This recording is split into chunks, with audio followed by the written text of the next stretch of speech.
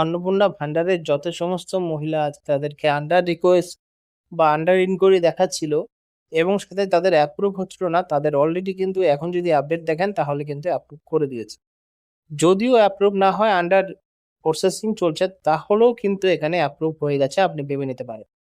কারণ সার্ভারের প্রবলেমে থাকার জন্য অনেক ক্ষেত্রে ওই সময়টা হিসাবে দেখা।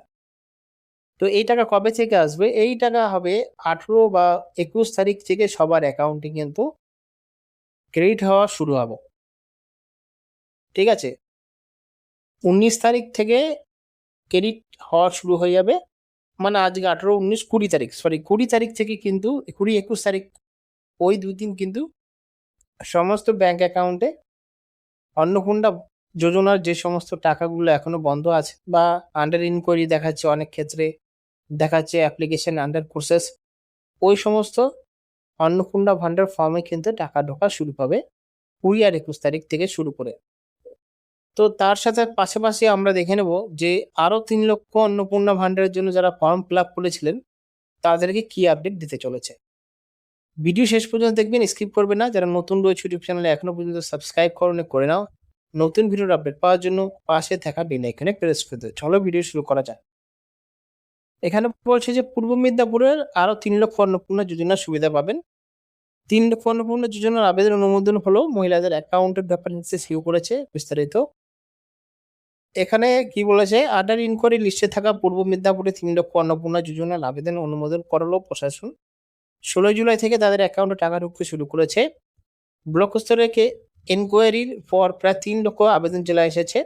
জেলা প্রশাসন সেই সব আবেদন অ্যাপ্রুভ করছেন বলে বৃহস্পতিবার অন্নপূর্ণা যোজনা অফিসিয়াল ইনচার্জ জানিয়েছেন। এই জেলার আগেই 9,49,084 জনের নাম অন্নপূর্ণা যোজনা অনুমোদন হয়েছিল। গত 1 জুলাই তাদের অ্যাকাউন্টে টাকা ঢোকে, কিন্তু অনেকের আবেদন অনুমোদন না হওয়ায় পেমেন্ট হয়নি। এ নিয়ে বিভিন্ন জায়গায় বিস্তর ঝামেলা হয়।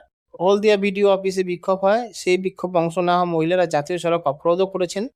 নন্দীগ্রাম, এগরা সহ বিভিন্ন জায়গায় বিডিও অফিসে ক্ষোভ বিক্ষোভ হয়েছিল। এই অবস্থায় জরুরি ভিত্তিক এনকোয়ারি শুরু হয়।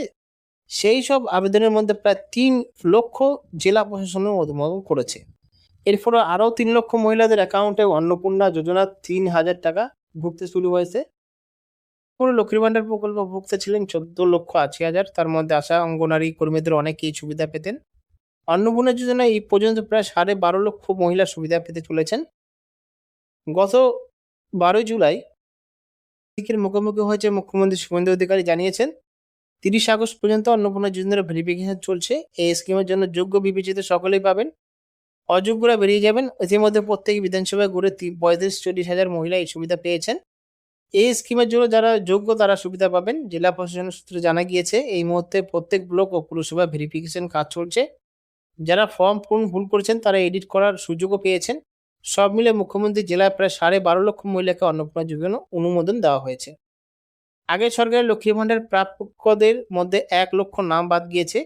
এছাড়াও সরকারি কর্মচারী, পরিবারের সদস্য কিংবা আশা, আইসিডিসি কর্মী এই সুবিধা পাবেন না। জেলা পরিষদের সভাপতি বামদেব গোসাইদ বলেন, পূর্বতন সরকার লক্ষ্মী ভান্ডারের উপভোক্তা তালিকা তৈরি করছেন, 9 মাস সময় নিয়েছেন।